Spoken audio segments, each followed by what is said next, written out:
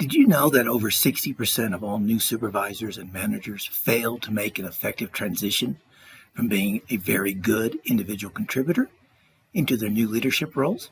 And this has been going on for years. I believe the main reason is because first-time supervisors and managers and team leaders, they just get thrown into the deep end of the pool with little guidance or direction. In fact, the typical conversation goes something like this.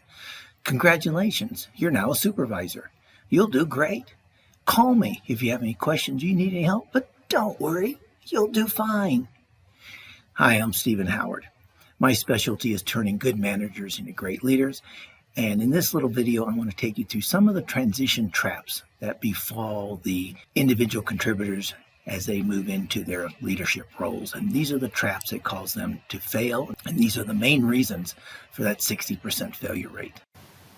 So there are three main reasons why new leaders fail to make an effective transition from being excellent individual contributors.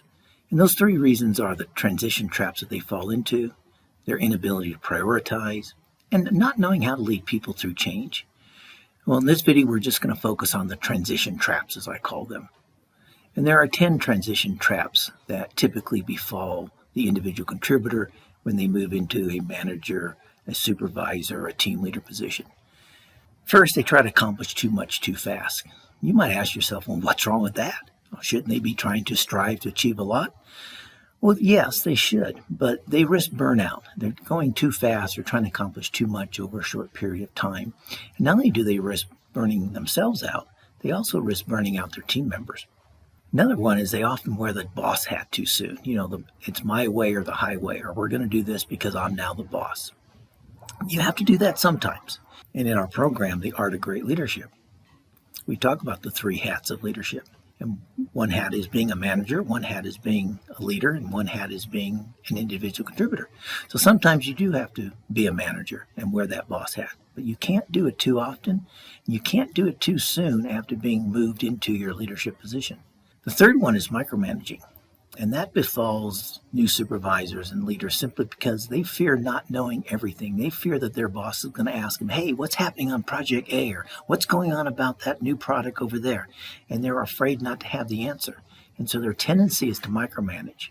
But nobody in the workplace wants to be micromanaged, especially by a new boss, particularly somebody who comes into a department where others have been doing the job for many months or even years. Fourth, they try to mandate buy-in rather than attaining it. As a new supervisor or a leader, you just can't tell people, well, this is the way it's going to be. Either get on the bus or get off. No, you have to learn how to build buy-in and achieve buy-in, not dictate buy-in. The fifth one, and this happens to almost everybody, is believing that you have to have all the answers. No, you don't. It's okay to be vulnerable as a leader. It's okay to show some humility. It's okay to say, you know what? I don't know what the answer is right now. Let's go find out together. Or, I'm not sure what the right course or direction we should take right now. Let's think about it for a few days and regroup, and let's decide together. You don't always have to have all the answers, and you certainly don't always have to have all the answers on the spot. The sixth one is making changes too quickly and too soon. Look, you've been made the leader, you've been made the manager, you've been made the supervisor, and yes, there are things you want to change. But don't try and do, again, too much too fast. Make some changes slowly, see how it works, see how you get your buy-in, and then make some more changes. Seventh is not understanding the priorities of your boss. And this is where you have to have a really good relationship with whoever you're reporting to. Understand what their priorities are. One of the things I coach new leaders on is one of the best things they can do in the first month on their job is to ask their boss this very good question. What are the three things that I and my team can do to make you successful over the next 6 months? Or something along the lines, what are the three things that I and my team can do that will contribute the most to our company's success? The next two are highly interlinked. Not knowing your leadership philosophy, and more importantly, not thinking about your leadership mindset. And you'll find a couple videos on leadership philosophy and leadership mindset here on this YouTube channel on leadership under the playlist, How to Become a Great Leader. And the last one is failing to establish boundaries and expectations. When you take over a team, you're going to find out there are probably some bad habits out there. You might find some people who are frequently late to meetings. You might find people who don't submit the reports in on time or who don't share information very well. You can't let that go too long, because if you let it go too long, it becomes accepted behavior. And if you let one person be late to a meeting frequently, then not only does that person believe that it's acceptable to be late, it also tells the rest of your team members that, hey, it's okay. This boss doesn't care. Okay to be late to meetings for this boss. Also, you need to set expectations of how quickly you will respond to the requests of your team members.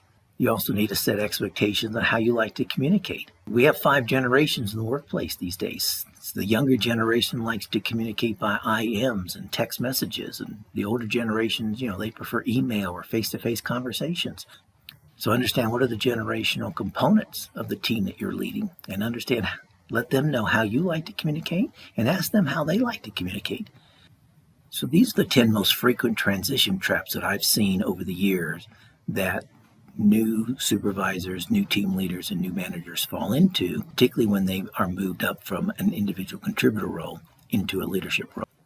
Now, if you'd like to know more about these traps and also more about the things you can do to become a great leader, we have an online leadership education course called The Art of Great Leadership. And for more information on that, go simply to www.theartofgreatleadership.com. You'll find some explanatory videos. You'll find lots of information on the program. And also you'll find that I encourage you to give me a call.